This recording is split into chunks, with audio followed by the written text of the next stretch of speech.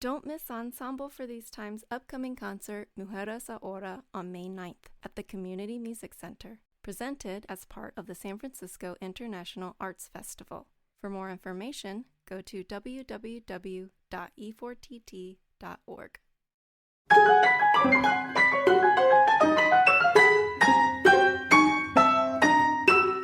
Welcome to For Good Measure, an interview series celebrating diverse composers and other creative artists, sponsored by a grant from the California Arts Council.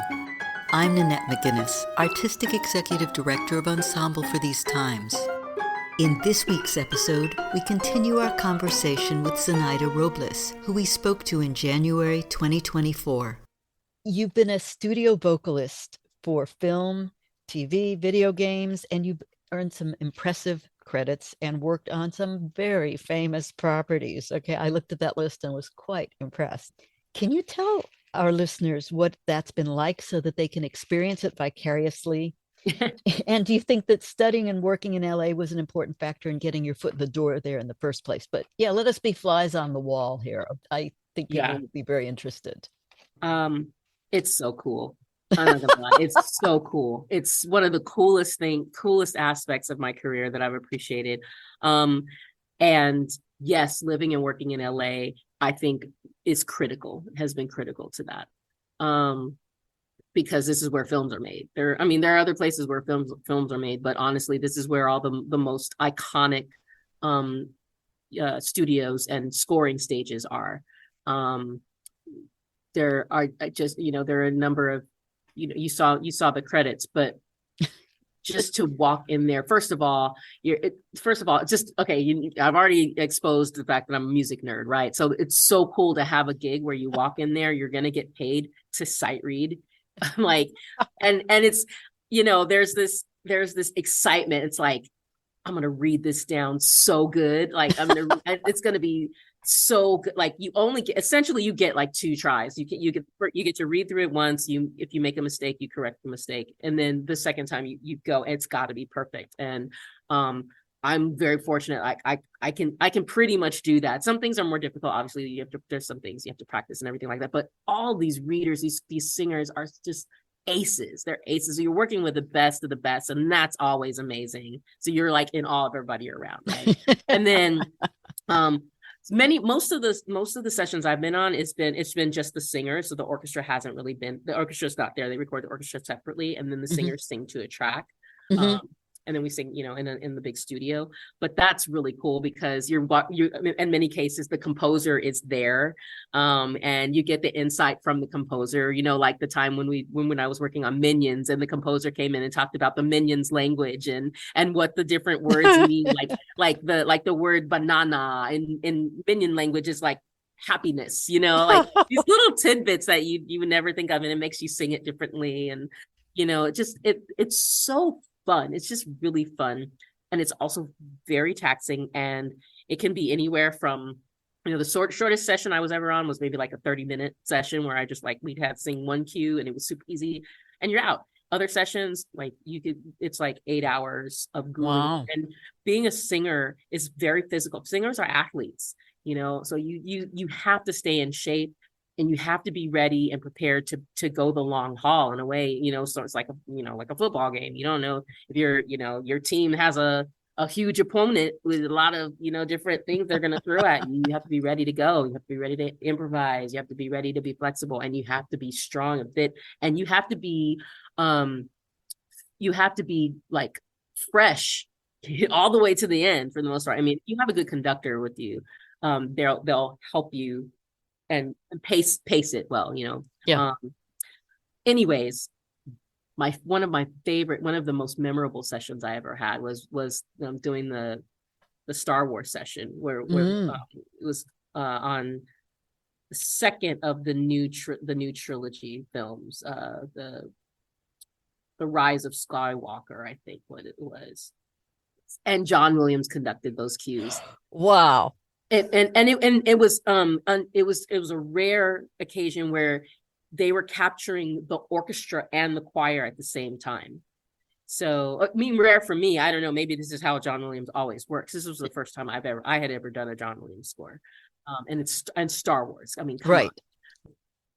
it's like you go from, it was like you know, doing session work is awesome anyway in iconic Sony studios, you know, on that, you know, that Streisand sound stage or whatever that sound stage is. It's the most iconic, you know, historic places where amazing things have happened. But to do that score in there and to sing the iconic, you know, theme to Star Wars with John Williams conducting and the full orchestra, I will never, ever forget that, because it was like, I think we did it all. Everything was like in one take, maybe two, because it was like a performance. If Right. John Williams up there, you're going to, because it's the movie and it's John Williams and your heart's already in it and everybody knows the story, you know? Yeah. So Yeah. I feel like there's never been more heart in a session than that I've experienced, at least, than there was in that one. And I'll never forget that. That is amazing. Now, it's true that I have read your credits and what you've been a session singer for, but our listeners might not have. So feel free to drop the names of what you actually have worked on. Oh, I mean, there've been a lot of some they maybe never heard of, but Mulan, Frozen 2. I wish I got the call for Frozen 1. That was before I really got the, oh man, those colleagues of mine, they're making money. Yeah, But, I bet. residuals, right? I mean, that's great.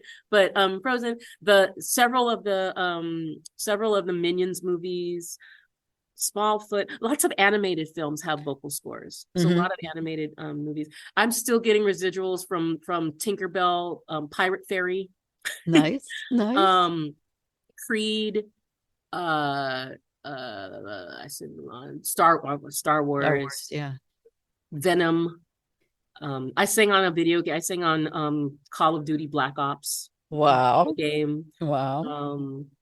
Scored. And I've also done some work. It hasn't been like in film scoring, but I've done some like concert work. Like sometimes video games or films will do like concert versions of their stuff. So I sang on, for example, a version of Game of Thrones live. Woohoo. So I did a that was a really cool gig, like with sets and everything, and but it was a concert. I mean, so if you can imagine, like, what does Game of Thrones in concert sound like? It was a cool show. It was very cool. No, I've seen some of those kinds of concerts or attended them, or sometimes you know they'll take the score from a film and play it while the film is showing. That can be a lot of fun. Yeah, very, very cool. That's really great. Stuff. I sang on I sang on Glee once or twice, and I actually had an on stage an on-set credit. Like there was a scene in where I was actually pretending, but I can really play. I was playing piano, and Whoopi Goldberg's in it. Actually, I was in the episode with Whoopi Goldberg. Wow. So I am interviewing someone or talking to someone who has been on a set with Whoopi Goldberg. That is impressive. Yeah. Wow.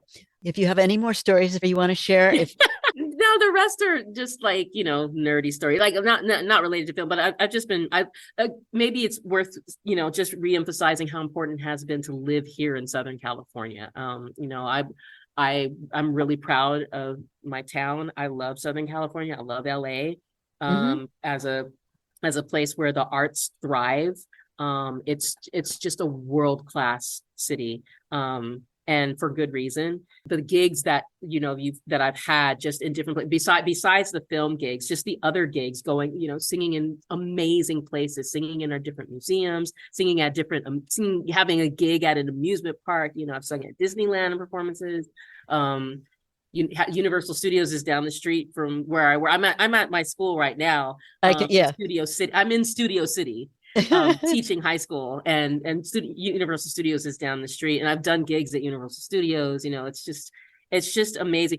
The Hollywood Bowl is up the hill, and some of my favorite gigs have been the Hollywood Bowl summer gigs. Like those, oh my God, I never laughed so hard as when I did the Eric Idle Not the Messiah gig. You know, the guys that do Monty Python, and all that. Like we did like a Monty Python live with Eric Idle, and the show was called Not the Messiah, and it was hilarious. I mean, I laughed out loud on stage.